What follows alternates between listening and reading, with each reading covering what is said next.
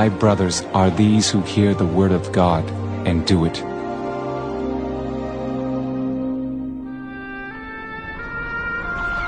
Now it happened on a certain day that he got into a boat with his disciples.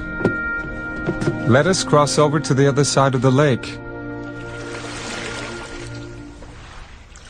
And they launched out. But as they sailed, he fell asleep. And a windstorm came down on the lake, and they were filling with water and were in jeopardy. And they came to him and awoke him. Master, Master, we are perishing. Then he arose and rebuked the wind and the raging of the water. And they ceased, and there was a calm. Where is your faith? And they were afraid and marveled.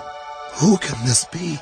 For he commands even the winds and water, and they obey him. Then they sailed to the country of the Gadarenes, which is opposite Galilee. And when he stepped out on the land, there met him a certain man from the city who had demons for a long time. And he wore no clothes, nor did he live in a house, but in the tombs. When he saw Jesus, he cried out, fell down before him, and with a loud voice said, What have I to do with you, Jesus, Son of the Most High God? I beg you, do not torment me! For he had commanded the unclean spirit to come out of the man. For it had often seized him, and he was kept under guard, bound with chains and shackles. And he broke the bonds and was driven by the demon into the wilderness. What is your name? Legion. Because many demons had entered him. And they begged him that he would not command them to go out into the abyss.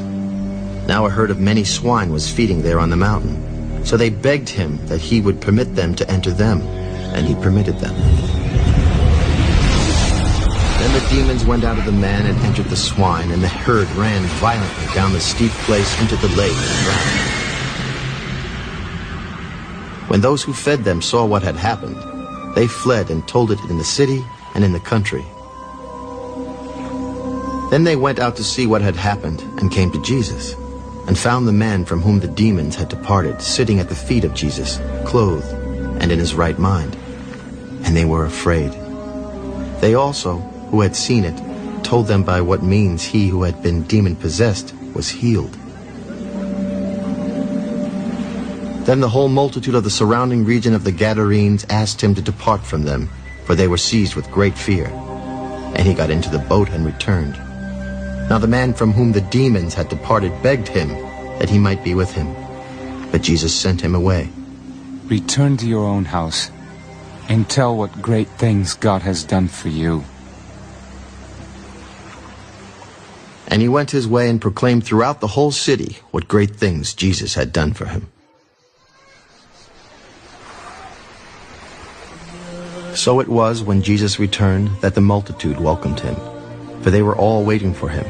And behold, there came a man named Jairus, and he was a ruler of the synagogue. And he fell down at Jesus' feet and begged him to come to his house, for he had an only daughter about 12 years of age, and she was dying. But as he went, the multitudes thronged him.